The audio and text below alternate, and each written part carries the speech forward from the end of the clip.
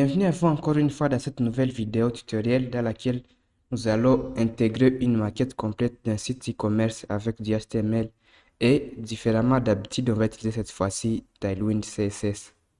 Comme d'habitude, je crée un article sur la Codev, vous allez juste dans codev.com/tutoriel ou du moins vous cliquez là sur tutoriel et actuellement c'est le premier tutoriel qui est là. Vous cliquez dessus, ça va vous ramener sur cet article. Et c'est là que nous allons suivre les étapes que j'ai décrites dans l'article. Ok. Alors, pourquoi j'ai décidé cette fois-ci d'utiliser Tailwind pour notre maquette CSS? Eh bien, il y a deux grandes raisons.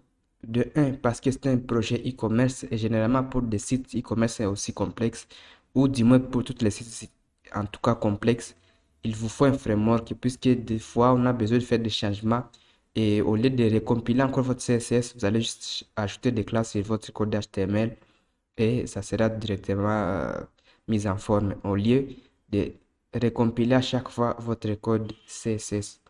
La deuxième raison, c'est que Tailwind devient de plus en plus populaire actuellement et donc il est plus demandé sur le marché. Donc savoir l'utiliser peut être un atout pour un développeur. Si vous êtes développeur, eh bien cette vidéo jouera comme un tour d'horizon pour vous. Ça va vous apprendre un peu tout ce qui est Tailwind, comment l'utiliser, comment l'installer, ainsi de suite. Et en plus, il est cool. C'est la troisième raison qu'on peut dire. Vous verrez dans cette vidéo, en tout cas, différemment de Bootstrap, c'est vraiment qu'il est complet. Vous trouverez généralement toutes les propriétés CSS dont vous avez besoin euh, pour vos mises en forme. Bien, si vous êtes convaincu, parlons maintenant de la maquette en question que nous allons intégrer. La maquette elle est disponible sur Canva. Je l'ai fait avec Canva. Vous trouverez le lien juste ici vers Canva. Ça va vous renvoyer sur cette page-là. Ok. Donc, c'est une maquette faite à Canva. Je n'ai pas voulu le faire avec Figma. Normalement, pour des maquettes web, on utilise Figma vu qu'elle est un peu plus complet. Vous pouvez faire des responsives avec. Mais moi, j'ai voulu tout simplement utiliser Canva dans cette vidéo-là, juste pour concevoir cette petite maquette. Comme vous pouvez le voir, c'est un peu plus simple. C'est une page classique. Mais l'idée, en tout cas, derrière, c'est de complexifier cette page, que celui-ci devient un carrousel où on peut scroller des éléments en éléments, celui-là aussi, qu'on puisse scroller, ainsi de suite. Nous, on va juste se contenter de ça. On va se contenter d'intégrer juste cette maquette avec Tailwind CSS. Alors, pour les images, ne vous en faites pas. Vous trouverez toujours dans l'article en dessous de la maquette. D'ailleurs, vous pouvez télécharger la maquette juste comme ça sur le site. Vous trouverez les images juste en dessous. Donc, vous descendez juste après la maquette, vous allez trouver ce bouton pour télécharger les assets gratuitement. Ok. Et pour cette couleur que vous êtes en train de voir là au fond, euh, son, son code hexadécimal est donné justement là sur l'article. On va l'utiliser juste après. Ok. Vous allez là, vous télécharger les assets gratuitement. Là, vous aurez toutes les images dont vous avez besoin pour intégrer cette maquette. Toutes ces images-là que vous voyez sur cette maquette, vous les aurez dans ces assets-là. Eh bien, si vous avez déjà téléchargé les images, vous les avez mis sur votre bureau, on va tout de suite alors commencer. Comme d'habitude, la première des choses, c'est de créer un dossier dans lequel on va mettre notre projet. On va l'appeler Icom Pro.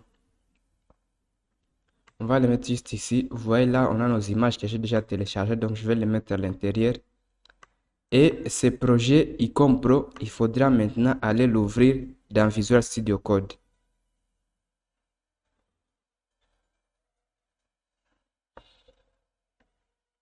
Et maintenant que notre projet est déjà disponible dans notre Visual Studio Code, ce que nous allons pouvoir faire maintenant, c'est aller sur la documentation officielle de Tailwind CSS. Alors, ces liens, je les mettrai en description pour ceux qui voudront. Mais en gros, vous tapez tailwindcss.com/docs/installation et là, il va vous expliquer comment installer Tailwind CSS. Vous pouvez utiliser un CDN, vous pouvez utiliser Post CSS et peu importe. Nous allons juste utiliser du CLI. Juste là. Donc on dit, comme on s'expliquait ici, c'est le moyen le plus simple et le plus rapide de démarrer avec Tailwind. Ok. Donc là, on va juste taper quelques commandes dans notre terminal pour installer Tailwind. Et la première commande à taper, c'est npm install-d Tailwind. Donc on va copier ça et aller le taper dans notre terminal. On ouvre le terminal et on va coller justement dans notre terminal. C'est npm install-d Tailwind CSS. On fait entrer et lui-même il va installer Tailwind dans notre place. Normalement, il fallait faire d'abord npm init, mais on peut le faire juste après. On va commencer nous par installer Tailwind CSS. Et là, on devrait juste patienter le temps qu'il puisse télécharger tous les packages dont il a besoin pour fonctionner. Et là, comme vous pouvez le voir sur l'écran, il est dit VNF package are looking for founding. Donc, il vient d'installer tout ce qui est Tailwind CSS. Ce que nous devons faire maintenant, c'est faire la commande suivante. On va faire npx tailwind css init. Je vais peut-être un peu zoomer un peu pour que vous puissiez un peu plus voir. npx tailwind css init. On revient dans le terminal, on va taper cette même commande. npx tailwind css init. On fait entrer. Et là encore une fois, on va patienter le temps qu'il puisse tout initialiser.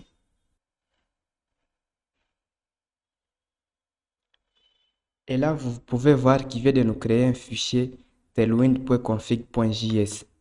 On va l'ouvrir et voir ce qui se trouve. Et là, il n'y a que justement ça.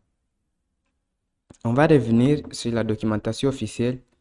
Et si on descend, on voit qu'il faut configurer vos schémas de modèles. Ça veut dire que ce sont des schémas où va se trouver nos codes HTML, JS qui va utiliser Tailwind CSS.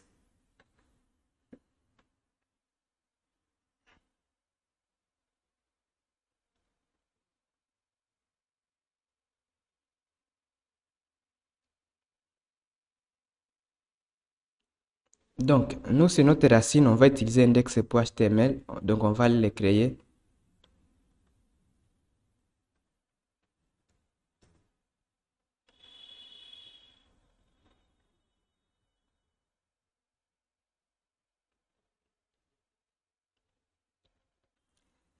Et c'est dans cet index.html qu'on va utiliser Tailwind CSS. Vu qu'on va mettre des classes qui sont relatives à Tailwind CSS. Donc là, dans notre tailwind.config.js, au niveau des contents, on doit préciser que notre index.html, il va utiliser Tailwind CSS.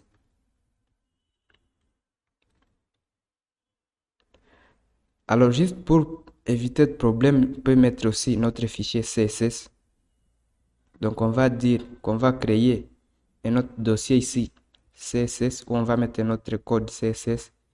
Et là, on va mettre ./CSS et on va mettre /étoile.css pour dire tout ce qui est dans le fichier, dans le dossier CSS qui a comme extension .css, tu peux aussi l'utiliser comme contenu qui contient du code Tailwind CSS. Donc en gros, Tailwind il va fonctionner comment? Il va venir lire tous ces fichiers qui sont dans content. Il va prendre les classes qui sont utilisées dans ces fichiers ici et va les compresser ou du moins les compiler dans un autre fichier output. Donc ce n'est pas comme Bootstrap pour les autres où on importe tout. Lui ne va pas tout importer, il va juste scanner vos fichiers, détecter les classes qui sont utilisées et il va utiliser ces classes-là dans votre fichier des outputs, des sorties.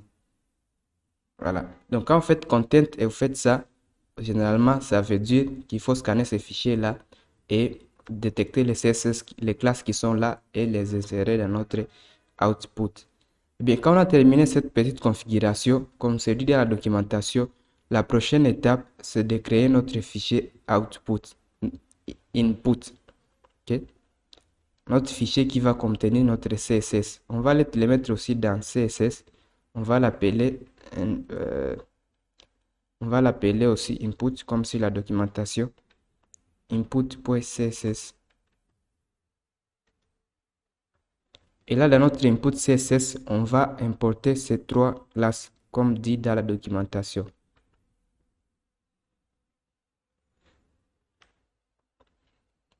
Alors, ces trois composants-là, ils vont servir à initialiser Tailwind, l'autre à mettre des normalize, des normes qui vont casser les normes d'habitude sur le navigateur. Et je pense que celui-là, il va servir à importer, à scanner et importer les classes qui sont les plus utilisées. Vous pouvez rajouter aussi des composants si vous voulez, mais nous, on va se limiter par ces trois composants de base. Donc, on va enregistrer ça. Et normalement, je pense que sur la documentation, on devrait être bon. La dernière étape, juste, c'est de démarrer notre processus de création de Tailwind en copiant cette ligne dans notre terminal.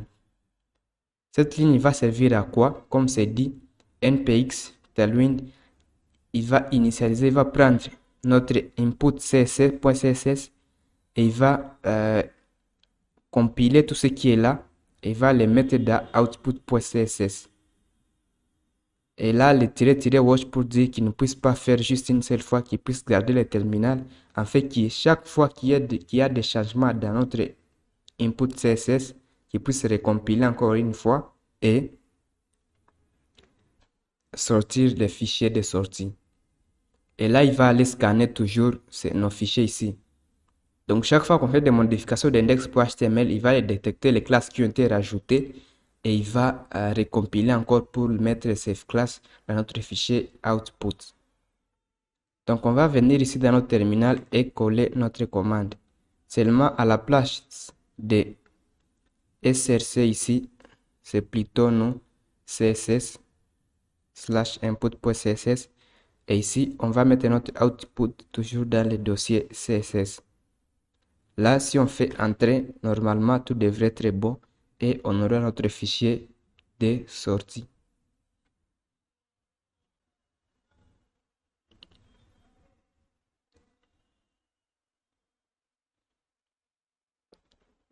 Et voilà, notre fichier de sortie vient d'être créé, output.css. Si on essaie de l'ouvrir, vous allez voir, il y a tout le code de base de Tailwind. Okay. Tout c'est before, c'est after et tout ça. Puis il y a ce code pour réinitialiser tous les éléments comme les marges sur les body, la hauteur des lignes et tout ça. Sur les H1, il va essayer aussi de mettre une font size initiale, font weight inherit. Sur color, même chose. C'est un peu comme du normalize. Si vous avez déjà utilisé Bootstrap ou d'autres, il y a toujours ce genre de fichiers qui vont venir initialiser tout, au lieu qu'on puisse les faire à chaque fois nous, dans notre code.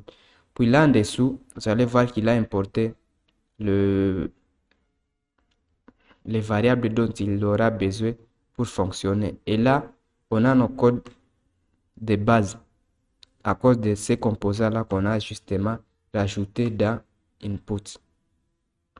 Donc cette fois-ci, il va détecter les changements qui sont là dans index.html et là dans input. Et quand il y a des changements, il va recompiler pour nous sortir un output. Donc tout notre code sera compilé et mis dans ce fichier-là, output.css.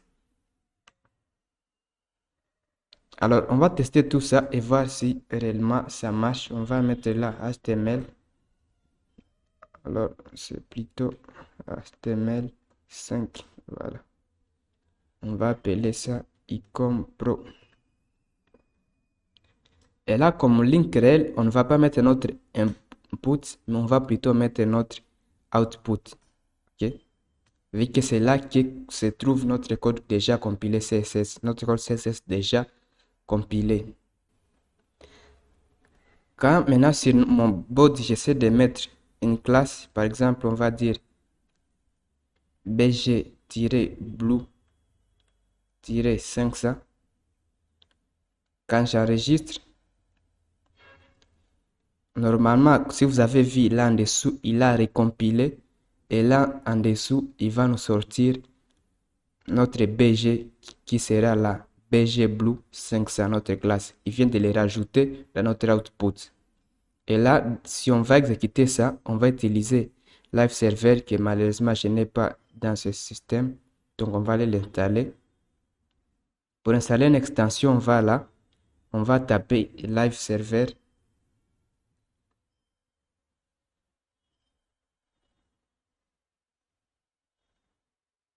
Il est justement là, on a Live Server et on aura qu'à l'installer pour qu'on puisse avoir un serveur qui va écouter notre changement et essayer de rafraîchir la page au lieu que nous puissions faire chaque fois des actualisations. Donc on va patienter encore un tout petit peu le temps qu'il puisse installer Live Server. Alors maintenant que c'est déjà installé, vous pouvez le voir, là il vient de le mettre désactivé, désinstaller, ainsi de suite. D'ailleurs il a traîné, je ne sais pas pourquoi. Là en dessous on a notre Go Live. Ici on a un bouton Go Live qui nous permettra de, quand on clique dessus, d'avoir directement un serveur en live qui va rafraîchir le navigateur à chaque fois qu'on fait des modifications.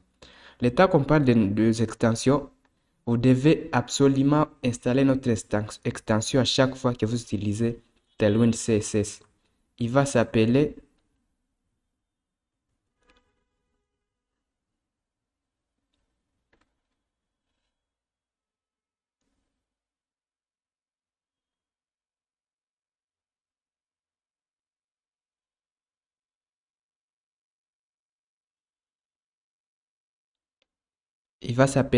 Tailwind CSS IntelliSense.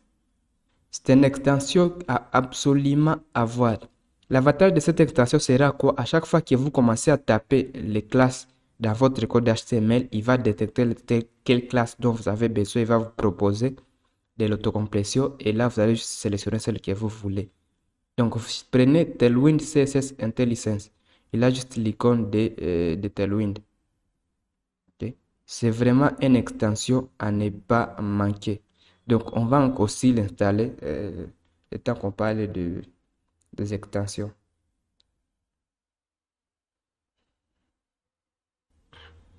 Alors, comme vous pouvez le voir, il vient également d'être installé. Donc, on va finir par là avec des extensions. On va retourner dans notre index.html. Cette partie-là, on va le fermer. Et là, on va faire notre Go Live finalement. Vous allez juste là à droite, vous avez votre Go Live. Quand vous cliquez dessus, il va essayer de lancer un serveur de développement qui va, à chaque fois qu'on fait des modifications dans notre code HTML, il va rafraîchir notre page de l'autre côté. Alors, comme vous pouvez le voir directement, notre écran est devenu bleu à cause de notre BG-Blue-500 que nous avons fait. Et grâce à notre extension que nous avons installée pour Tailwind IntelliSense, vous pouvez voir quand on survole une classe, il peut nous montrer directement les propriétés qui sont utilisées pour cette classe. Là, on a notre background avec cette couleur-là. Donc, cette extension, c'est une extension à forcément avoir à chaque fois que vous utilisez Tailwind CSS. Donc, on va maintenant revenir sur notre maquette et essayer maintenant de l'intégrer concrètement.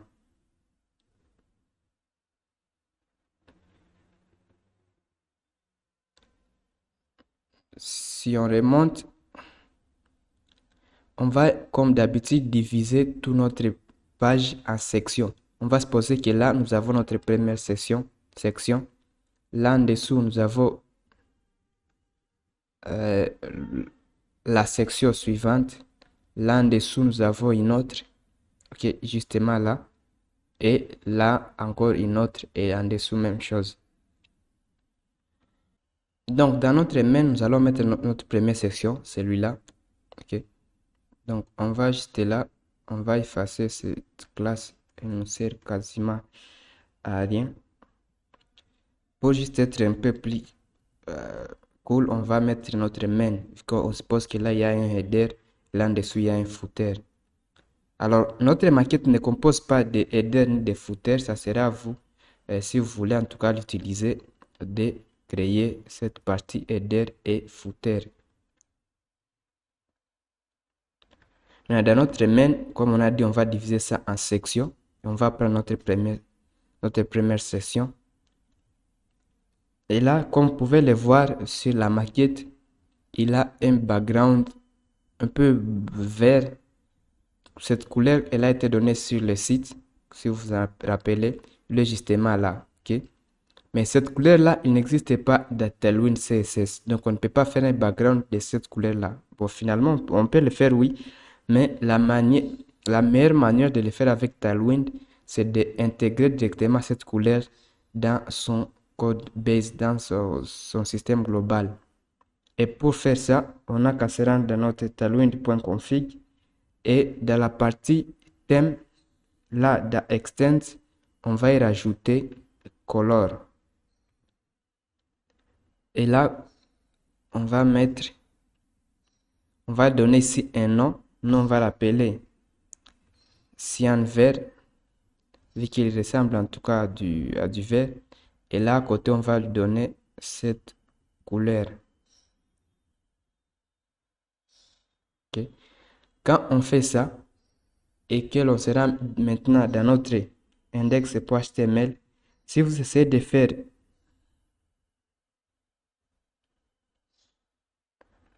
classe, on va faire, si on fait maintenant bg-cyan, il va directement détecter s'il s'agit de notre classe. Malheureusement, ici, il n'y a pas d'autocomplexeur, je ne sais pas pourquoi. Donc voilà, là maintenant on a notre autocomplétion. Donc on va dire bg-cyan, on va dire cyan vert. Vous voyez là on a notre autocomplétion qui est déjà là. Ok, donc il a détecté directement notre couleur que nous avons mis dans tailwind.config.js. C'est ça l'avantage d'utiliser ce système là. Malheureusement ou heureusement, notre système n'est pas directement un background, mais plutôt une sorte de BG, une sorte de gradient. Donc, il va commencer à haut par cette couleur et finir par du transparent, en tout cas, à ce que je vois. Donc, pour faire des gradients avec Tailwind CSS, on va mettre une classe bg-gradients. On va dire de quel ordre il va être. Si on fait to be, pour dire to bottom, ça veut dire il va commencer à haut vers le bas, le bottom. Voilà. Puis, là, il faudra mettre maintenant en couleur. On va dire from, on va mettre notre couleur, cyan vert. Et là, on va dire tout. Et là, on va mettre notre transparent. Si on enregistre déjà, on va voir sur notre page. Malheureusement, il n'est pas visible vu qu'il n'y a pas de détails sur notre élément. Donc, si on essaie de faire, par exemple, un width full et un 8, et alors 20. Voilà. Si on enregistre, vous allez voir notre couleur, notre gradient est déjà là. En haut, il y a notre couleur et en bas, il y a du transparent. Maintenant, on ne va pas faire ça, ça c'est juste pour tester. Ce qu'on va faire, c'est mettre plutôt une marge à gauche et à droite automatique pour qu'il puisse centrer les éléments et un padding à gauche et à droite de 8 pixels, de 8 px-8 pour dire, comme on voit ici, 32 pixels, okay, histoire que les éléments puissent être centrés. Et à la fin, on va mettre un py-8 également.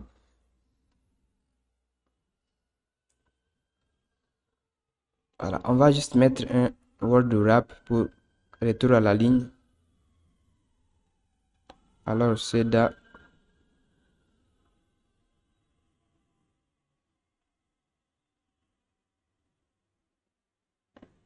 affichage. Et là, on a notre retour automatique à la ligne. Voilà. Maintenant que notre section est faite, on va mettre à l'intérieur un conteneur. On va l'appeler comme classe container. Alors cette classe, il va servir un peu comme avec Bootstrap à mettre des mines des cales. À chaque fois qu'il y a telle largeur qu'il puisse prendre ça, à chaque fois qu'il y a telle dimension qu'il puisse prendre ça. Vous voyez là, on a les propriétés CSS qui sont utilisées. Ok. Un conteneur, c'est un élément qui va en général stocker à l'intérieur également d'autres éléments. Maintenant, à l'intérieur, nous aurons des éléments. Comme vous pouvez le voir sur la maquette, on a d'abord cette partie ici de gauche et l'image ici à droite. Okay? Donc, on a cette partie ici et cette partie-là. Et donc, nous allons pouvoir créer des divs dans notre conteneur. Donc, on va faire ici div et là, un autre div. Et là, à l'intérieur de cette deuxième div, nous aurons juste notre image. On va laisser d'abord notre src, mais pour que l'image ne puisse pas dépasser les bornes, on va mettre un width 100%. Okay. Alors, vu que les éléments seront alignés l'un à gauche, l'autre à droite, ça veut dire en display flex. Pour mettre display flex avec avec Tailwind, on n'a qu'à faire juste flex comme ça. Il va mettre les éléments directement en display flex. Pour qu'il puisse maintenant les centrer, on n'a qu'à faire justify-center. Voilà, là il va centrer directement les éléments. Et pour notre premier élément qui contiendra les titres et le texte juste ici en dessous, on va les mettre aussi comme classe.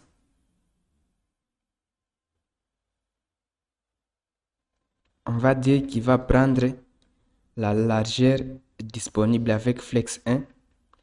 Et là en dessous, on va lui donner une largeur de 1 sur 4. Cette 8-1 sur 4, ça veut dire qu'il puisse diviser la largeur totale en 4 parties, puis qu'il puisse prendre juste une partie ici à gauche. Okay? Puis les 3 autres parties seront prises par cet élément ici. Donc dans notre élément, on va mettre notre titre qui sera un H1 et notre paragraphe juste en dessous. Là, comme titre, on va aller copier directement celui de Canva. Ok. Donc, on va le mettre là. HP Elite Boot 84014, je sais pas moi quoi. Et là, comme paragraphe, on va aller copier également directement celui-ci qui est dans Canva. Si on enregistre tout ça, il va essayer de recompiler juste là en dessous. Une fois terminé, il va rafraîchir notre page et on peut voir le résultat, ça ressemble à ça. Alors, il nous faut d'abord notre image et notre image, malheureusement, il est encore compressé. Donc, on va devoir le décompresser. Clic droit et on fait décompresser ici. Extract here. Voilà, nous avons notre dossier IMG. Donc, celui-ci, on peut directement le supprimer. Celui-ci, img.zip. Il ne sert plus à rien en tout cas.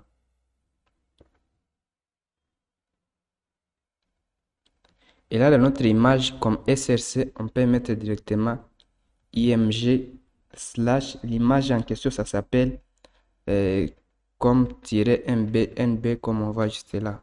Voilà. Si on enregistre tout ça et que l'on va voir le résultat, cette fois-ci, on a notre image juste ici. Alors, ce texte, il faudrait qu'on puisse les centrer et les HP, les titres, il faudrait aussi qu'ils puissent être un peu plus grands que ça. Pour les mettre un peu plus grands, on va utiliser encore d'autres classes Tailwind CSS comme du bold. Pour mettre du bold dans Tailwind, on fait juste font-bold. Alors, comme taille de police, on va mettre texte-dxl pour dire 24 pixels, comme on voit ici. Texte-dxl. Et on va dire qu'il sera centré. Pour centrer, on fait texte center. Et à la fin, on va lui mettre une marge en dessous de 20 pixels avec MB-5. Alors, toutes ces valeurs, vous pouvez facilement les trouver sur Tailwind, dans la documentation de Tailwind CSS. Soit vous pouvez venir ici et chercher directement ce que vous voulez. Par exemple, si on veut la marge, comme on vient de le faire tout de suite, on peut faire juste, on peut rechercher margin, un peu comme avec du CSS classique. Et si on clique dessus, il va nous renvoyer sur une page qui explique un peu les marges. Okay? Là, on a les marges left et gauche. Okay? Là, on a les marges globales. Là, on a les marges haut et en bas. Et les valeurs peuvent être de 0, je ne sais pas, encore jusqu'à 10, je pense, si je ne me trompe pas. Donc, vous avez m-1, mx-y, mx-8, m-8, m-9, ainsi de suite. Donc, cette documentation-là, en tout cas, il est très fourni, il est très complet. Vous n'aurez pas, en tout cas, du mal à vous y retrouver. Si on cherche, on veut faire du padding, donc on n'aura qu'à faire, qu'à écrire juste ici padding. Et là, il va vous expliquer un peu plus comment on fait du padding. Généralement, comme les marges, il y a aussi P- une valeur pour dire padding globalement. On a Px- une valeur pour dire padding dans le sens des X, ça veut dire à gauche et à droite. Py pour dire padding à haut et en bas. Donc, notre site jusque-là, ça ressemble à ça.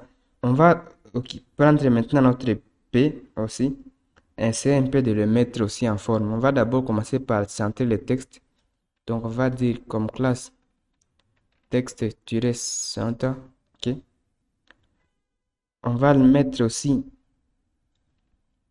une marge automatique pour qu'il puisse en tout cas centrer le contenu. Et comme largeur, on ne va pas donner toute la largeur, on va le donner du 1 sur D pour dire 50% de cette div ici, pour qu'il puisse un peu rentrer à la ligne comme on a vu sur la maquette. Ok. Vous voyez, ça ressemble jusqu'ici à ça. Alors, comme on voit, le PC est trop séparé du texte. Normalement, c'est puisque notre élément ici, il n'a pas de max width. Donc, on va essayer de lui donner celui-là qui est en celui-ci qui est en flex. Celui-ci qui est en flex 1. On va dire qu'il aura un max tiré 8. Tiré, on va mettre du LG pour dire la largeur maximale à 512 pixels. Quand on enregistre ça, vous voyez cette fois-ci, le PC vient se mettre juste à côté du texte. Au moins jusque-là, on ressemble un peu plus à la maquette. Donc, quand vous êtes en train d'intégrer une maquette CSS, le but, ce n'est pas d'atteindre à la perfection la maquette. D'ailleurs, vous ne pouvez pas, c'est impossible. Mais d'essayer en tout cas de ressembler à la maquette. Et c'est ce que nous avons fait jusque-là. Okay? Si on essaie d'inspecter, plutôt inspecter,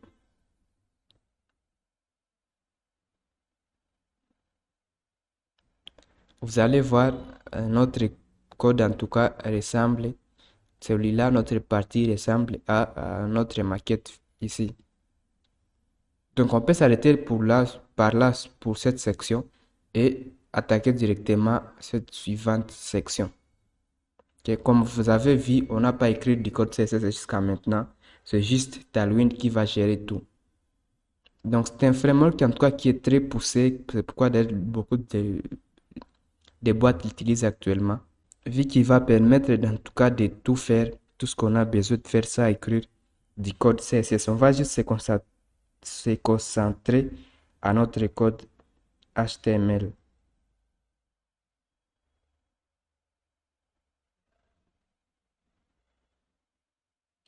Donc, pour notre section juste ici en dessous, on va voir, on a notre section d'abord là, qui n'a pas de background. Puis on a notre bloc ici et notre bloc ici, juste ici. Donc, on a directement deux blocs. Le premier se trouve ici et l'autre là, qui sera display flex, comme on vient de voir, ils sont juste l'un à côté de l'autre. Donc, on va fermer cette section et créer une nouvelle section. Et là, comme l'autre aussi, on va lui donner une marge automatique pour qu'il puisse centrer les éléments au milieu. On va lui donner aussi un padding de un px-8. On va faire aussi un py-8, histoire qu'il puisse en tout cas centrer tous les contenus au milieu. Une fois fait, on va créer maintenant nos deux blocs. On va d'abord créer notre conteneur. Okay. Donc là, on va l'appeler encore une fois conteneur qui sera en display flex et justify content à center. On va mettre aussi les items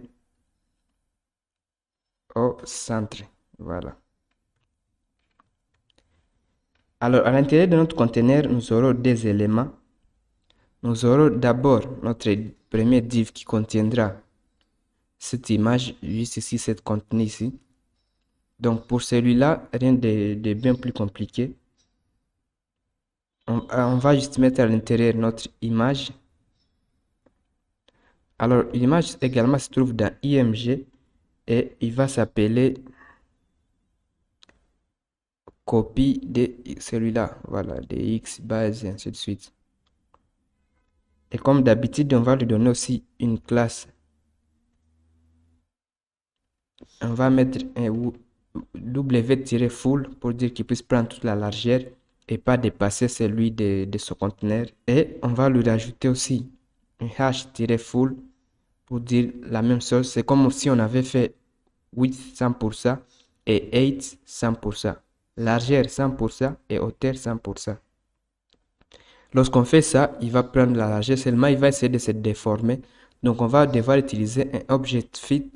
On va mettre du cover histoire qu'il puisse contenir dans son élément. Voilà, une fois fait, terminé avec l'image, on va maintenant s'occuper de la deuxième partie qui sera un autre élément juste ici sur la maquette. Comme on voit, c'est juste un bloc qui a un background et à l'intérieur, il y a du texte. Donc, pour le créer, on va mettre un div. Alors, ce div sera en position absolue. Donc, celui-là devra être aussi en position relative. Donc, on va mettre aussi relative. Histoire qu'il puisse centrer les éléments, on va mettre flex. Seulement, on va mettre dit flex-call. Flex-call veut dire flex direction column. Si on survole, vous allez voir dans notre classe flex direction column. Okay. Donc, les images seront les uns à côté de l'autre seulement.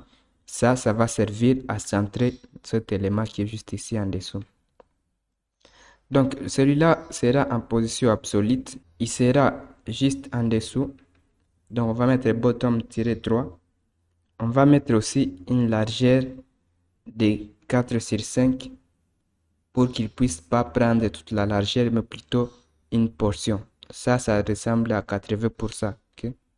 Donc, comme vous pouvez voir là, je dis 80%. Donc, à l'intérieur maintenant de ce texte, de ce div, il y aura notre texte. Donc, on va aller copier ça. Et on va le coller justement à là. Voilà. Si on enregistre tout ça, il va recompiler et quand on va voir le résultat, ça nous donne un truc pareil. Seulement, il est un peu plus à gauche. Donc, on va essayer de mettre notre background, notre fameuse background, juste sur cet élément. Okay? Donc, ça sera du BG-black, vu que c'est un background noir. Seulement, pour mettre notre transparence, on va mettre un BG-opacity. Okay? Et là, on peut mettre -80 pour dire 0,8. Okay? Notre opacité. Et on va mettre notre texte en couleur blanche. Donc, on va mettre texte-white et une petite marge juste de 24 pixels. Et en haut et en bas, on va mettre une marge de 12 pixels avec PY-12. Vous voyez, avec cette extension, dans notre autocomplétion, on peut voir directement les marges qu'on est en train d'appliquer sur notre élément. Si on enregistre, comme d'habitude, vous allez voir notre élément. Cette fois-ci, il aura notre background. Seulement, il faut mettre un peu d'arrondi. Okay? Les axes doivent être arrondis et pour cela, on utilise rounded. Donc, on va mettre du small pour qu'il puisse être un peu arrondi. Okay? Là, on a nos arrondis qui sont juste là. Maintenant, pour centrer ça au milieu, on va plus utiliser 3 propriétés. C'est un peu comme si on avait fait. Okay? Pour les mettre au milieu, on va faire un transform. Translate. Et là, on va mettre dit moins 50%.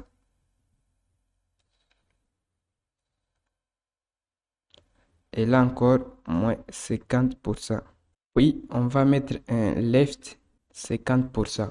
Quand on fait ça, vous voyez, notre élément est centré au milieu. Donc, il faudrait juste convertir ça en Tailwind CSS. Pour faire du left 50%, on n'a qu'à faire un left 1,5. OK? Donc, on a notre left-1 sur 2 pour avoir notre left à 50%. Maintenant, pour avoir le translate Y et le translate X, les 50% ne sont pas définis en Tailwind. Donc, on va devoir les mettre directement ici comme des variables. Donc, on va mettre translate. Et là, on va mettre des crochets pour y mettre à l'intérieur des valeurs. Donc, avec le Tailwind, si vous n'arrivez pas à trouver votre valeur que vous voulez, vous pouvez mettre un tiret suivi de 2 crochets. À l'intérieur, vous mettez votre valeur. Donc, par exemple, ici, si je ne sais pas la largeur à lui donner, si je veux lui donner, par exemple, 10 pixels, et que je ne trouve pas les 10 pixels ici dans ces valeurs, je peux mettre un W tiré, et là, je mets mes crochets, et là, à l'intérieur, je vais mettre 10 pixels. Lui-même, il va comprendre que j'ai voulu mettre 10 pixels. Il va intégrer ça par lui-même. Donc, si je vais mettre un 12 pixels, je vais mettre ça un 13%, peu importe ce que vous voulez. Et là, on me souligne ça puisque j'ai notre outil juste ici à côté. Donc, on va effacer celui-là. Voilà. Pour notre translate-x-50%, on est là. Donc, on doit mettre maintenant notre aussi translate y. Donc, on va mettre translate-y- et là, on va mettre des crochets pour mettre à l'intérieur notre 50%. Quand on enregistre, vous allez voir finalement notre texte est centré. Je sais pas, peut-être on a juste oublié le left, on a déjà mis derrière. Et là, notre contenu, il est centré. Seulement notre image, il est trop petit. Donc, on va essayer d'agrandir ce conteneur, celui-là qui est en flex column.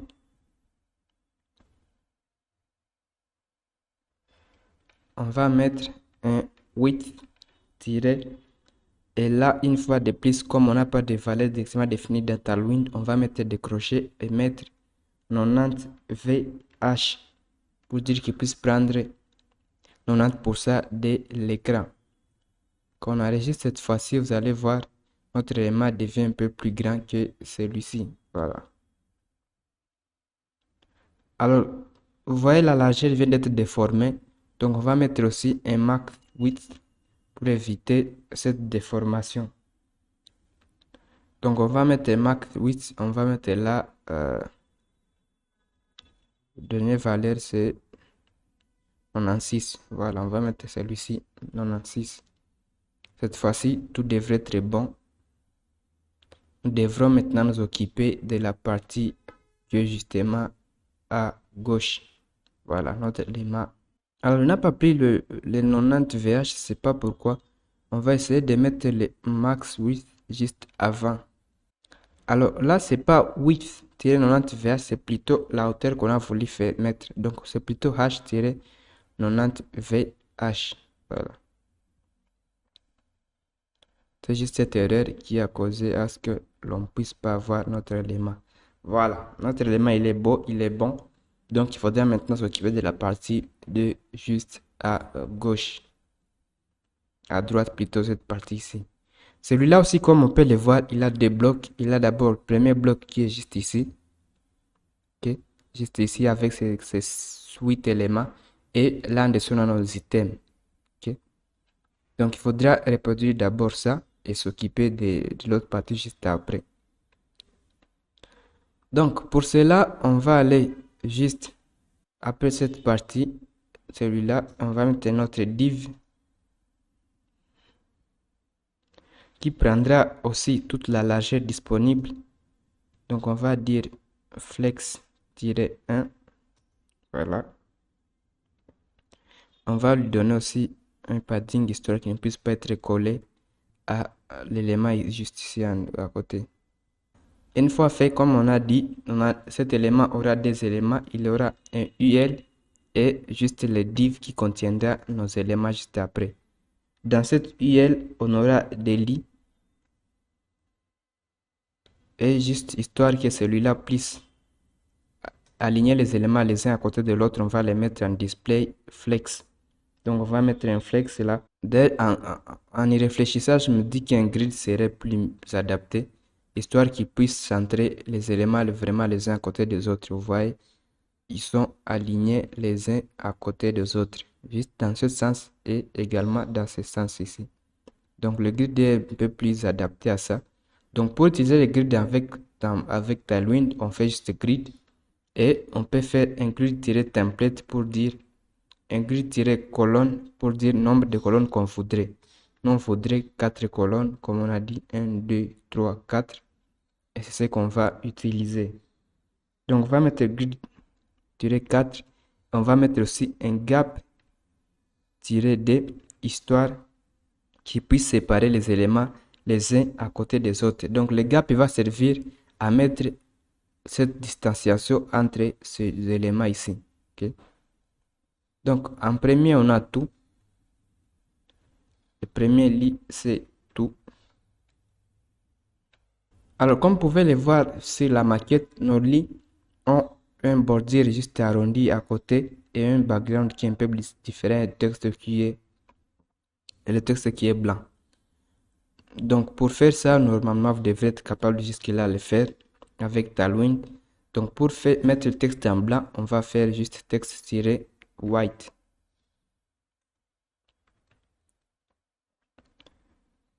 Alors pour mettre les backgrounds, on va mettre un bg- et là on va utiliser du slate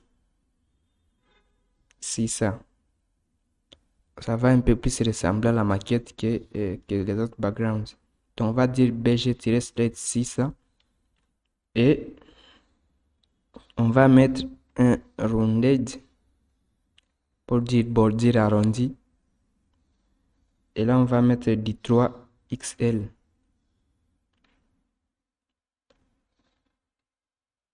Après on va mettre aussi de marge à gauche et à droite de 16 pixels et des marges à gauche et à haut et en bas, cette fois-ci de 8 pixels. On va aussi centrer le texte. Pour centrer, on a déjà vu encore cette propriété là, cette classe texte-centre et on va dire comme font comme size, comme font size, on va mettre du small pour dire 14 pixels, comme ça se voit quand on survole juste la classe. Okay? Donc c'est du 0.8 rem qui correspond à 14 pixels. Voilà, il nous faudra juste copier maintenant cette classe partout. Ces classes-ci.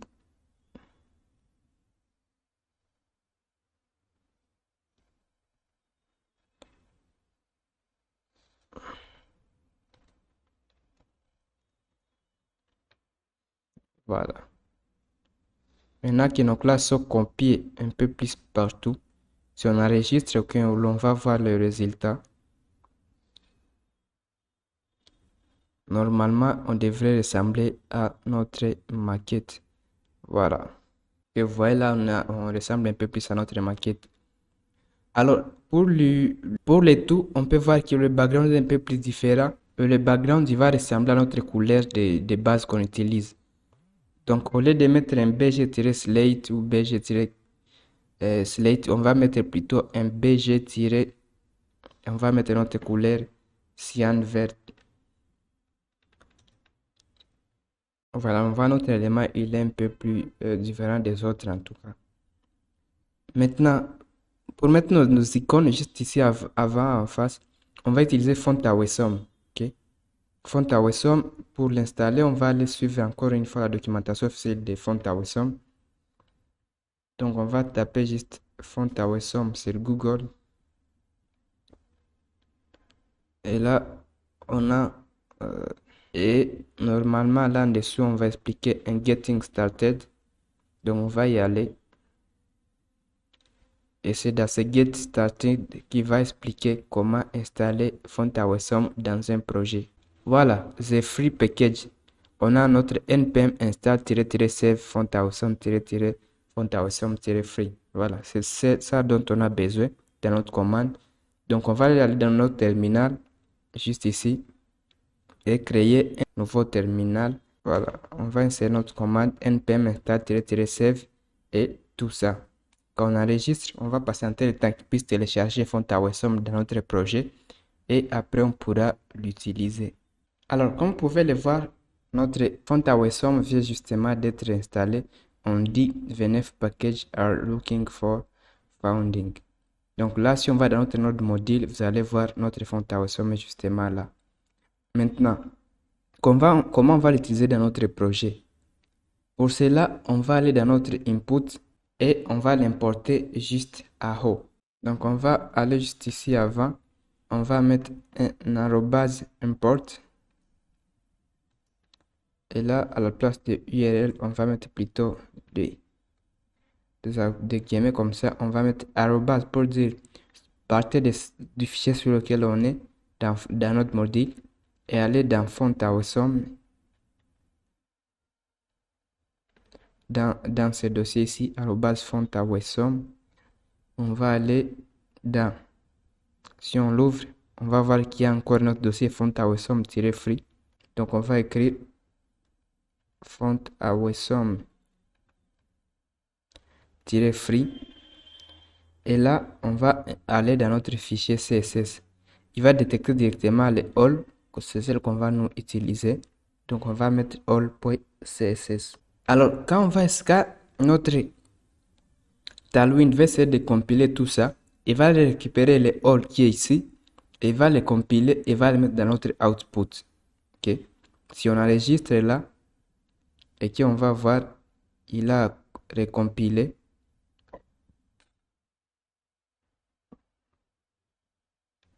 Alors, il me sort une erreur, je sais pas, il dit à quoi. Alors là, c'est FortAwesome, plutôt font. Donc, on va mettre FortAwesome quand on enregistre.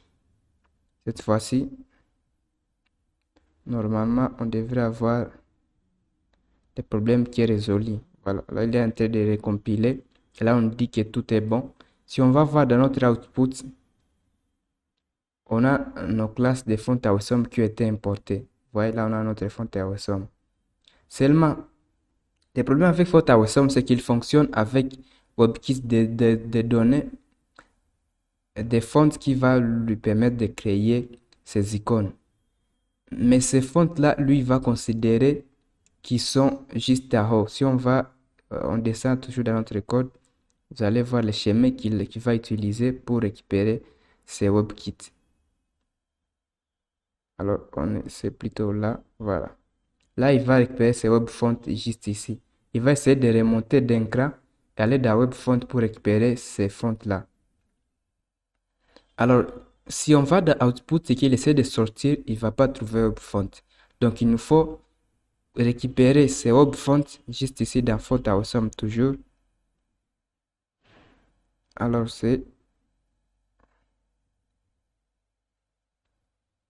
on va aller là dans FontAwesome, on va pas prendre CSS, on va prendre celui-ci, webfont. On va essayer de les remonter juste à haut. On va copier ces webfonts et les mettre à la racine de notre projet, histoire qu'ils puissent retrouver ces fonts-là. Voilà. Une fois c'est fait, normalement, on devrait maintenant utiliser les classes de FontAwesome sans problème. Si on essaie maintenant ici, surtout de mettre une icône, donc on va mettre un i. Voilà, on a notre i. On va dire qu'il aura comme classe là FAS-FA-check. Quand on enregistre et que l'on va voir dans notre code, et voilà, notre icône est justement là trouver. Donc, c'est juste l'icône qu'on devrait insérer. On va insérer les autres icônes juste après. On verra après. Okay. Donc, pour cette partie, je pense qu'on est bon. On va juste s'occuper maintenant de cette partie ici. Okay. Donc, ça, ce sont juste des cartes qu'on va après dupliquer. Donc, on va là dans notre deuxième élément qui lui aussi aura une marge à haut de 16 pixels. On va lui mettre aussi un display grid. On va faire un grid colonne aussi tiré 3. Je pense que c'est 3 éléments qui sont sur l'élément. Ok, 3 éléments. Et là, on va lui donner aussi un gap de D. Donc, on va faire gap-2, histoire qu'il puisse séparer ces éléments entre elles. Donc, on va mettre notre card maintenant. Donc, comme classe, on va dire, on va commencer par un max width-60. On va lui donner une bordure des pixels. On va lui donner aussi la bordure couleur, ça sera black. Donc, on va mettre border-black pour dire qu'il puisse mettre une bordure qui est black. Après, on va mettre un rounded à XL pour qu'il puisse mettre un peu la bordure arrondie. Donc là, c'est plutôt rounded. Après, pour finir, on va lui donner une petite marge à droite de 8 pixels et une petite marge à haut. On va mettre mt-1. Voilà. Et à l'intérieur, on a une fois de plus 2 éléments. On a d'abord notre image et en dessous ces éléments ici. C'est notre image qui contiendra maintenant les 4 éléments, cette fois-ci en position absolue.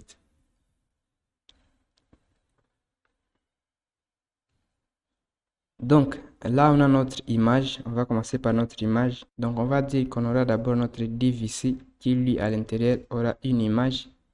Et là, on va commencer par mettre img- on va mettre notre iPhone 11. Maintenant, c'est autour de cette image qu'on va mettre nos 4 éléments iPhone 11. Et là, on va mettre maintenant notre élément, celui-là, en position relative, histoire qu'on puisse aligner les autres éléments en fonction de celui-ci. À part le relatif, on va mettre aussi une large marge, un width à 100%. Voilà. Une fois c'est fait, il faudra maintenant ajouter nos 2 images. Donc là aussi, on va utiliser un div qui sera lui en position absolue. Okay. Là, on est en train de mettre en forme ces 2 éléments, ces 2 icônes ici. Alors, à part la position absolue, il sera aussi en display flex et il va faire un justify between pour mettre les éléments l'un à gauche et l'autre à droite. On va lui donner aussi une marge intérieure à gauche et à droite de tirer D, okay, de 4 pixels, je pense, de 8 pixels. Et faire aussi une largeur à 100%. Voilà. Puis à l'intérieur, on va mettre nos 2 icônes.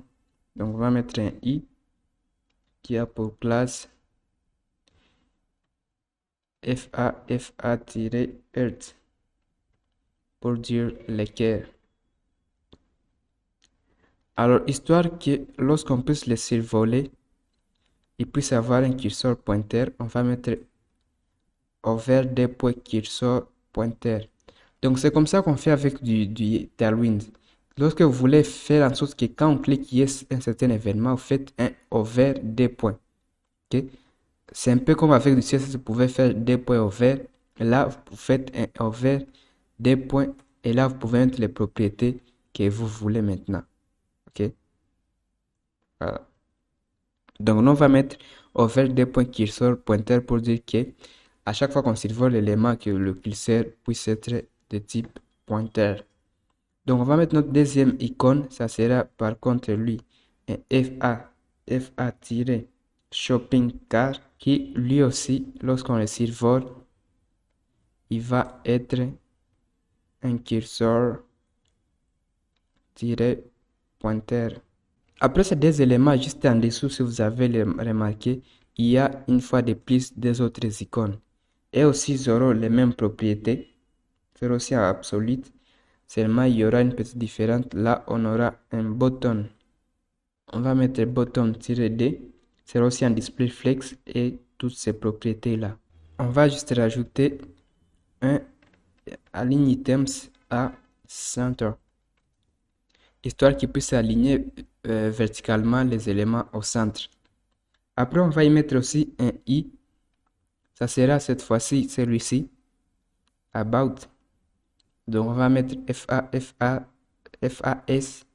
espace FA tiré. Et là, on aura info. La différence, c'est qu'il aura un background, c'est celui-ci. Si vous avez remarqué, là, on va essayer de zoomer. Ok, il a un background qui est arrondi au complet. Et c'est l'élément qui est au centre maintenant. Donc, pour faire ça, on va laisser le over pointer. On va plutôt mettre un rounded full. Ok, histoire qu'il puisse mettre tout arrondi. On va lui donner un BG-black comme on a fait juste avant et un BG-opacity. Plutôt, on va mettre directement un opacity à 80. Opacity-80. On va lui donner aussi un texte white, histoire que le texte puisse être blanc. Et on va mettre un texte-XL, histoire que le texte puisse avoir un peu moins de 20 pixels. On va mettre plutôt un XS pour qu'il puisse avoir 12 pixels de font size. Alors, histoire que le border puisse être complet, on va donner aussi une largeur de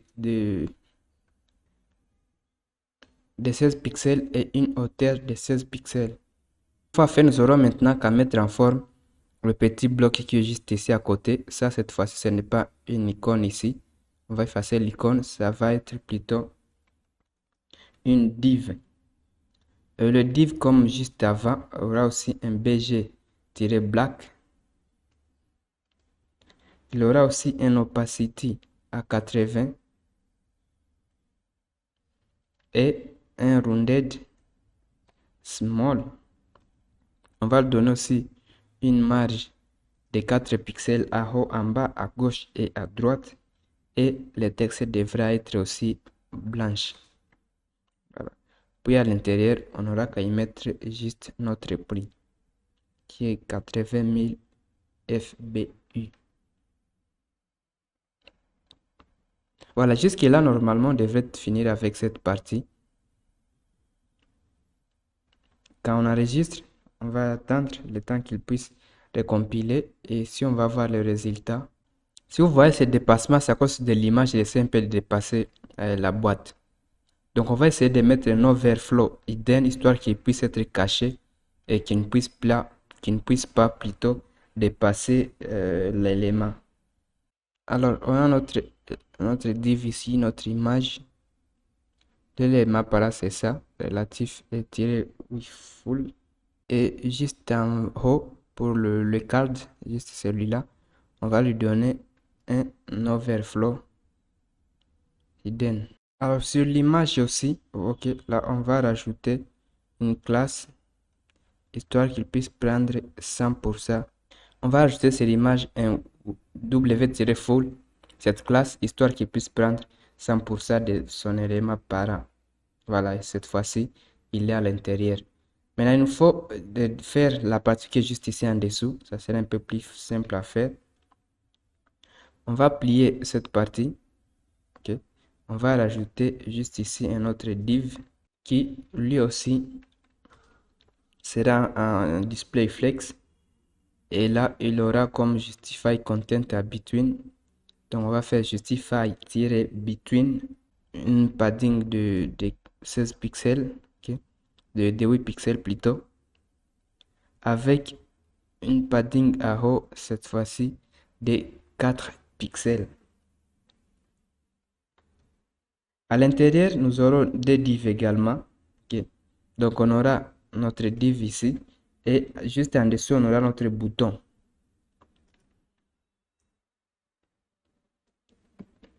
Alors, notre bouton, c'est écrit acheter. Donc, on va écrire là, acheter. Et on va essayer aussi de les mettre en forme. On va mettre une marge à haut et en bas automatique. On va mettre une hauteur de max, h-max pour dire max content, qui puisse prendre la hauteur de son contenu. On va lui donner un BG-cyan vert avec une marge à gauche et à droite de 12 pixels, une marge à haut et en bas de 4 pixels, une petite bordure radius et à l'enfer on va dire quand il est au vert, on va prendre aussi, on aura aussi un curseur pointeur. Voilà.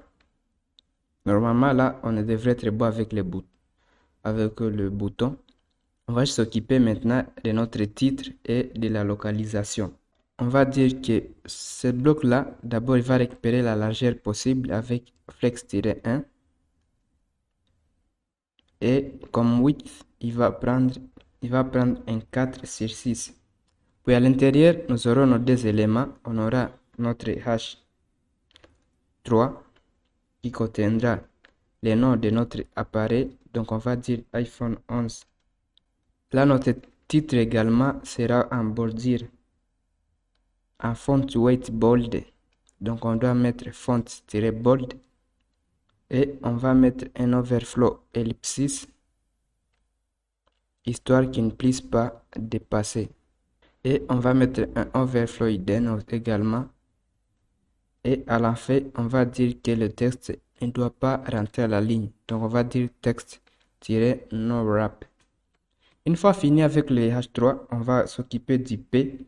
Et dans le P à l'intérieur, on a d'abord notre image, notre icône. Donc ça sera un FAS-FA-map-marker. Et juste à côté, on a notre nom de la ville.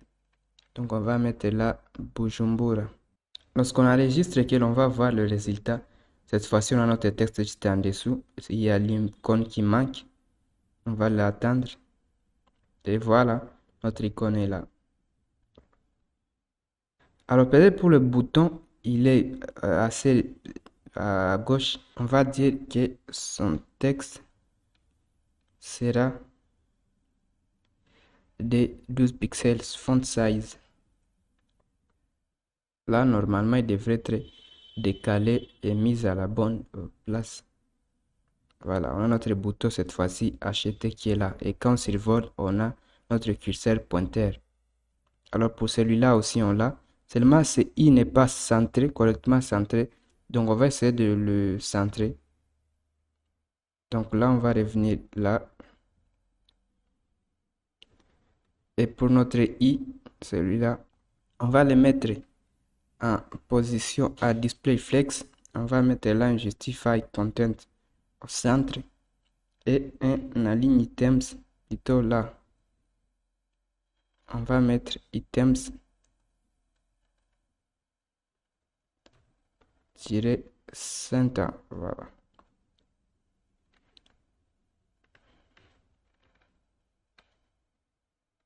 Lorsqu'on enregistre et que l'on va voir, cette fois-ci, l'icône devrait être plus centrée au milieu. Voilà, c'est ce qui est déjà fait. Et nous avons fini avec cette carte. Au final, il faudra juste les dupliquer par 4 pour avoir le résultat attendu. Donc on est là, c'est sur cette carte là. Si on duplique ça, ok, on va refaire encore une fois. Encore et encore.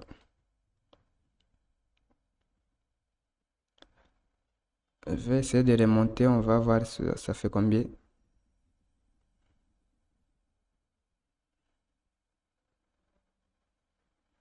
Donc on est là.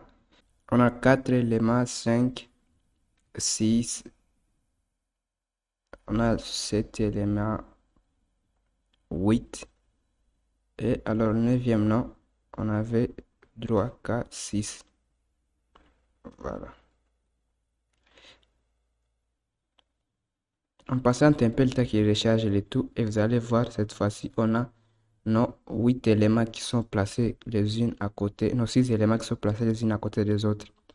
Alors, comme on voit ici, l'image est juste en haut, il dépasse cette partie. Donc, pour éviter ça, on peut faire en sorte que celui-là puisse aussi descendre en dessous. Donc, on va aller rajouter un align items juste en haut sur cet élément-là. On va faire items pas start, mais on va faire item end. Voilà, comme vous pouvez le voir désormais, l'image est juste en bas, comme sur la maquette. Alors, cette partie est bien terminée, donc on va s'occuper de cette partie qui suit. Okay. C'est une nouvelle section qu'on va créer. On va cacher ça et créer une nouvelle section. Notre section aura comme classe un BG gradients. On va dire aussi to button. Cette fois-ci, à la différence, comme vous pouvez le voir, il commence à haut par du transparent, suivi de notre couleur et en la feuille du transparent. Pour faire ça, encore une fois, on va faire toujours un BG gradients to button. Et là, on va commencer par from. On va mettre du transparent. Et on va finir par tout. On va mettre également du transparent. Alors, au milieu, pour mettre de la valeur au milieu, on met un via. Donc, on va mettre via une autre couleur maintenant. C'était cyan vert, je pense. Donc, on va dire cyan vert, voilà. Donc, il va commencer par du transparent, il passe par cette couleur-là et finir par, encore une fois, du transparent. On va juste rajouter une marge à gauche et à droite automatique, histoire qu'il puisse aligner les éléments au centre. On va mettre la même chose pour le padding et PY, là aussi également, on va mettre 8 pixels. Et à l'intérieur, nous allons juste mettre notre container.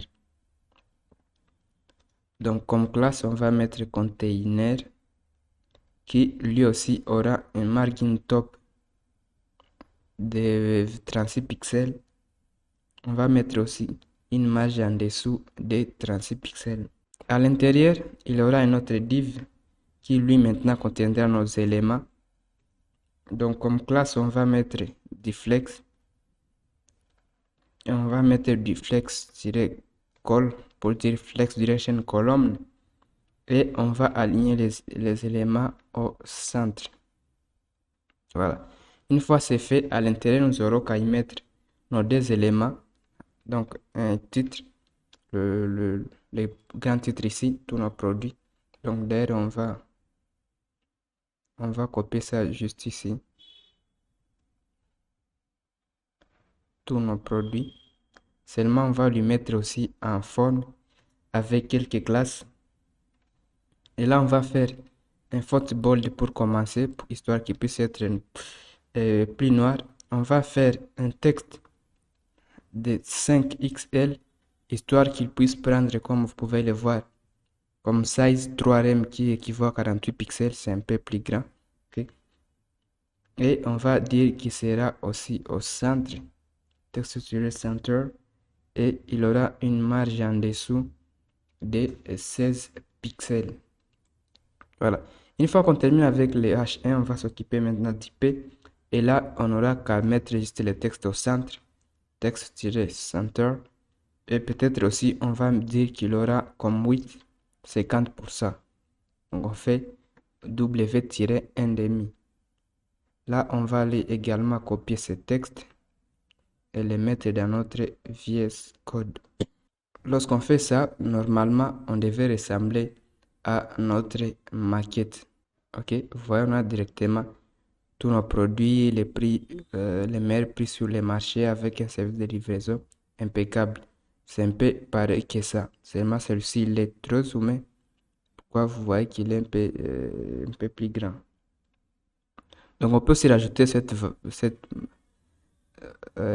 size en faisant ici un texte-xlsn. Ok. Donc on peut faire par exemple du 20 pixels, ce qui est un peu plus grand. On va prendre plutôt 16 pixels. Donc on fait texte-base et normalement on a nos 16 pixels. Ok. Ça ne change pas grand chose, mais au moins vous voyez ça donne ça. D'ailleurs on va l'effacer. Ce texte-base c'était plus mieux en avant. Donc c'est tout ça à propos de cette section. On va maintenant s'occuper de la section suivante. Donc c'est sur la page suivante, cette section. Ok. Et cette fois-ci, celui-là, on va juste copier ce qu'on a déjà fait juste avant. Seulement, on va le mettre aussi dans une autre section qui sera aussi, qui aura comme classe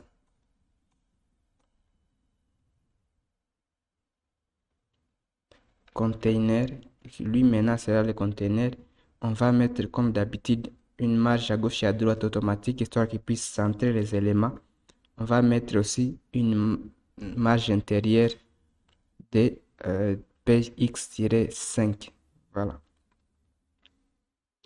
À l'intérieur, on aura notre élément qui sera aussi un display grid. Donc là, on va utiliser du grid. On va faire grid-calls. Là, on va créer 4 colonnes. Okay? C'est ce qui est vu dans la maquette. 1, 2, 3, 4. On va mettre juste en dessous, à côté un gap. Gap pour dire la distance entre deux éléments. On va mettre de 8 pixels. Et à la fin, on va mettre juste une marge à haut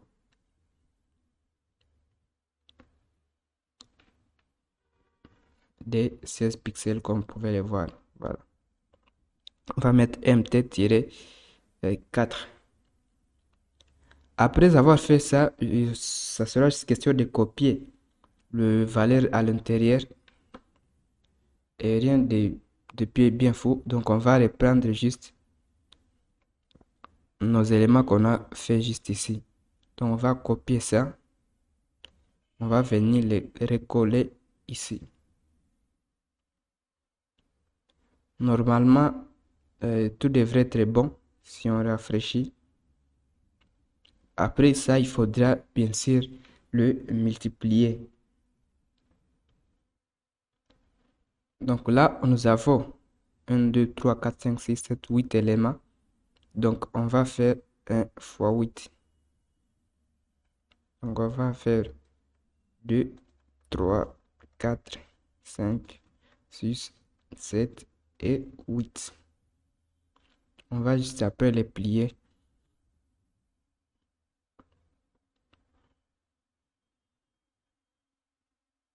Alors c'est plutôt ça, ça.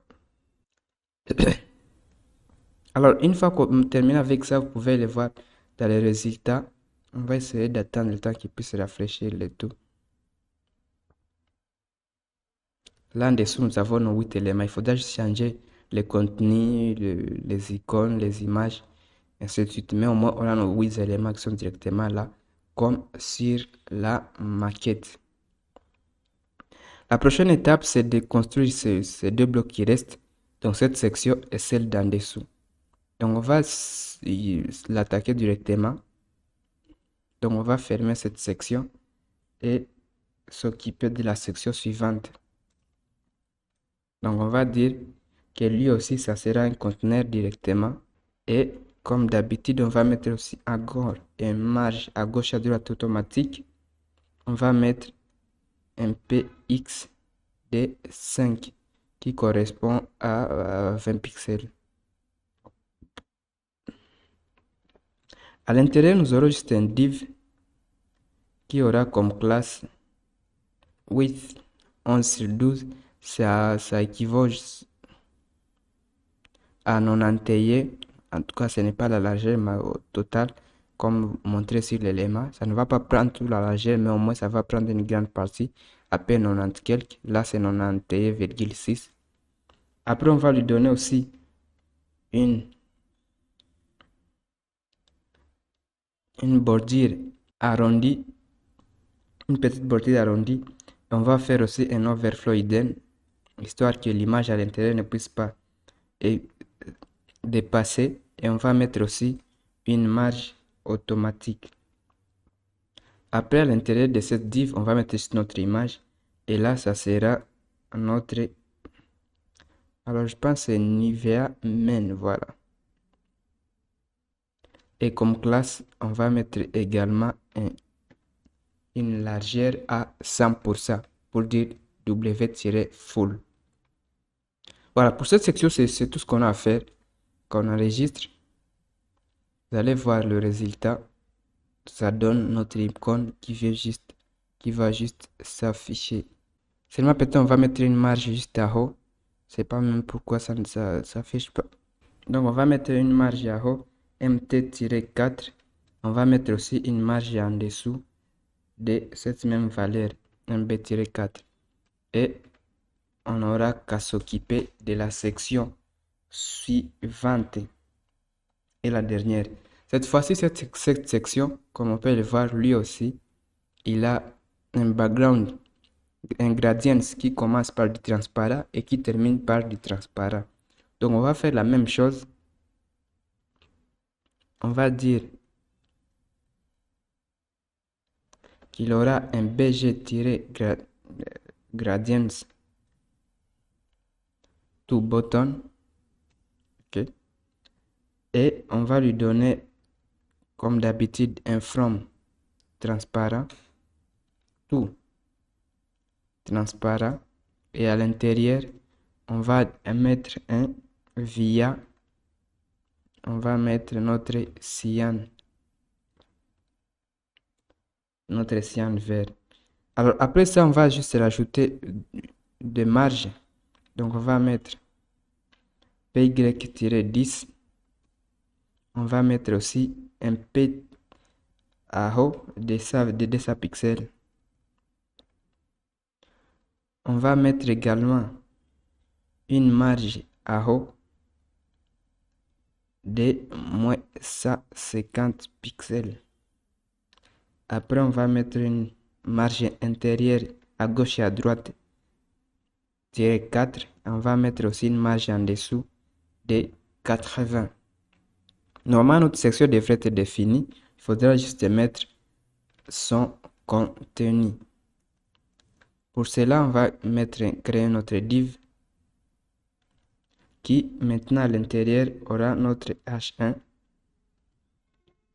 Et à côté de ce H1, on va mettre notre div qui contiendra les commentaires. Donc, pour ce H1, ce titre ici, ce que dit nos clients, d'ailleurs, je vais le copier juste là et aller les mettre dans notre code. On va dire qu'il sera, comme d'habitude, en font bold,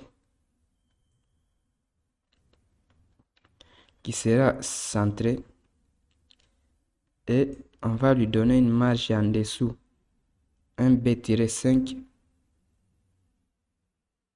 et à la fin, on va lui donner comme font size, on va lui donner du 5XL. 5XL correspond à 48 pixels. On l'a déjà utilisé juste avant. Voilà. Après, pour notre div, lui également, celui-là sera un display grid pour avoir les trois éléments. Donc, on va mettre comme classe grid ici. Après, on va mettre un grid-calls. On va mettre 3. Et comme gap, on va mettre D comme d'habitude. C'est à l'intérieur maintenant qu'on va mettre nos items. Tous, ils ont la même disposition. Donc, on va dire qu'ils auront d'abord un BG. On va mettre classe, on va mettre BG-white, vu qu'ils ont tous un background blanc. On va dire qu'il y aura cet empattement-là, cette bordure arrondie. Pour faire ça, on a déjà vu, on utilise rounded.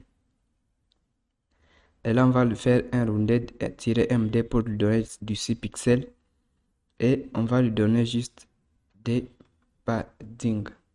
On va dire p-8. Et puis, à l'intérieur maintenant, nous aurons le premier div qui est... Ok, je vais zoomer un peu pour que vous puissiez très bien voir.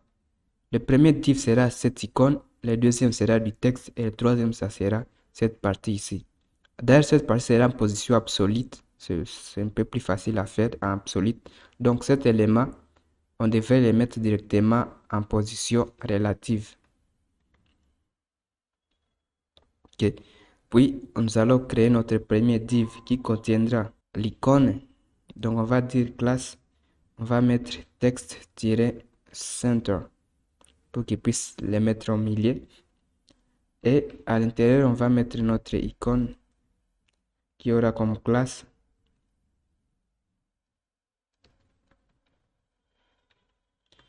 FAS-quota-right. Après, on va le mettre aussi en bold. Donc, on va faire un font bold. Et on va le donner comme texte du 5, comme taille du 5XL également pour qu'il puisse être un peu plus grand. Puis en dessous, on va mettre notre texte bien sûr qui sera du lorem ipsum. Et c'est juste en dessous de ce P qu'on aura notre div qui sera lui en position absolue. Ok, donc on va faire classe. On va lui mettre en absolute. On va dire qu'il sera à gauche de 0. On va dire en dessous également D. On va dire moins 15 pixels ou moins 15%. On va le donner comme largeur du 2 tiers pour dire 66%. Et après, on va lui donner un height-20.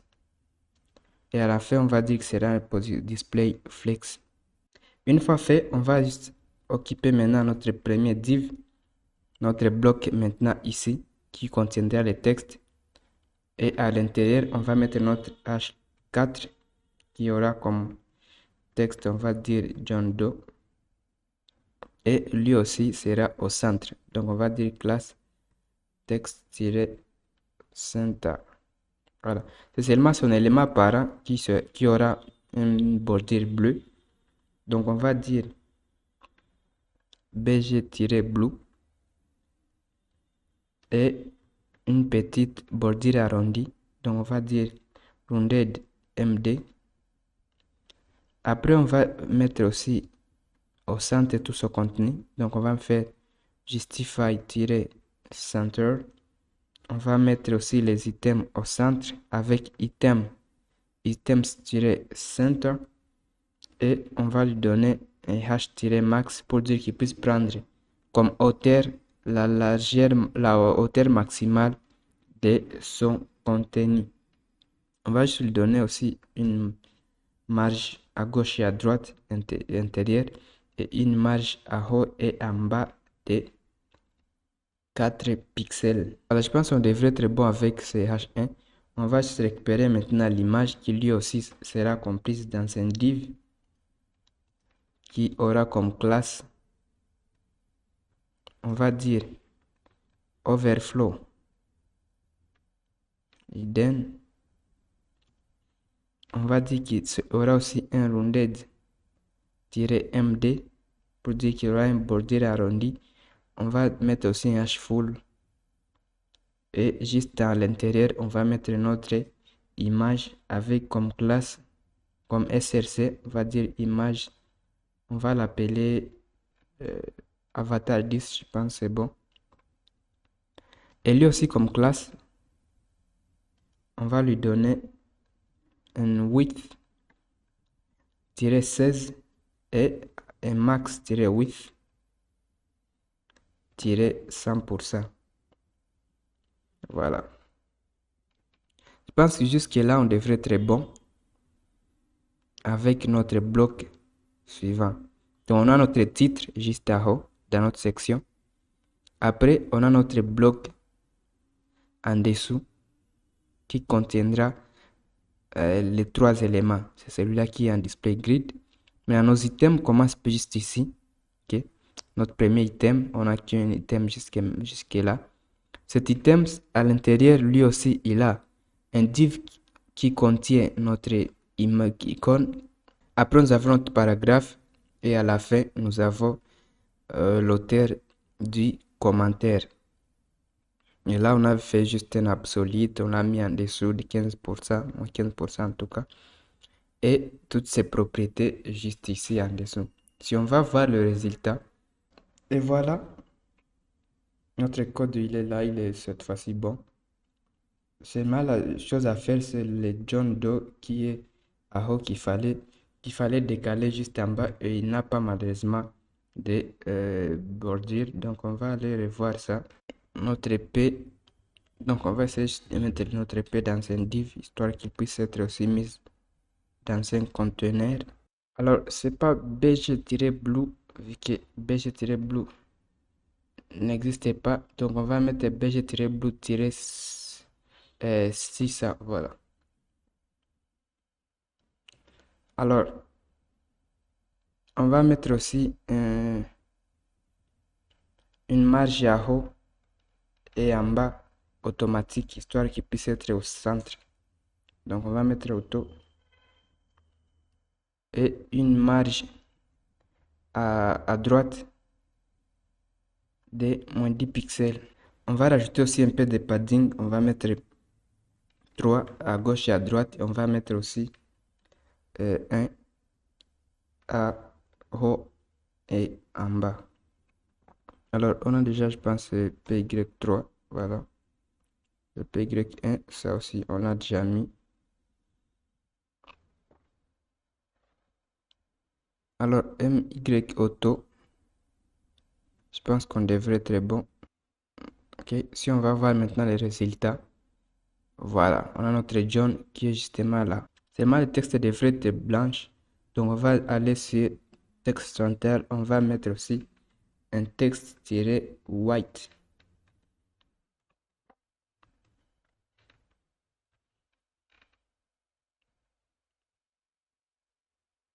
Voilà. Normalement avec ça, le texte devrait être blanche, c'est bon. Et plutôt à la place du 15%, on peut rajouter et mettre du 10%. Ok, on va aller tester ça directement ici dans la console. Donc celui-là qui est à 15%, on peut aller faire ça et le faire descendre jusqu'à 20. Voilà. On va aller là. On va faire du 20%. On l'a dit 1, on va mettre 20%. Voilà. Maintenant, il sera juste question de dupliquer ça encore une fois comme on a fait la fois précédente. Donc, on va dupliquer ça 3 fois. Ok, c'est bon. Et il faudra juste changer maintenant les contenus et mettre... Il faudra juste changer les contenus et mettre de nouvelles contenus. Mais moi, jusque-là, on comprend l'idée directement derrière Tailwind CSS. Donc, il va vous permettre en tout cas de coder tout ce que vous avez envie de faire sans trop vous focus sur la partie CSS. Il fait que lui, la partie CSS va le gérer entièrement. Mais là, on ressemble à notre maquette. C'est pas entièrement à 100%. Mais au moins, on y ressemble en tout cas. Ok. Alors là, le texte il est complètement dans le noir. On devait se rajouter. Mais on va s'arrêter par là dans ce tutoriel-là. Je pense que vous avez vu tous les chemins sur lesquels on a traversé. Vous avez appris de nouvelles choses, de bonnes choses. Il faudrait changer ça, modifier et tout devrait être parfait. C'est tout pour cette vidéo-là tutoriel. J'espère qu'elle vous a plu. Le code source sera disponible en description, les liens en description. Les liens de cet article seront mis en description. Vous pouvez là y télécharger le code source et pouvoir les utiliser de votre côté. Vous pouvez également intégrer ça avec du CSS.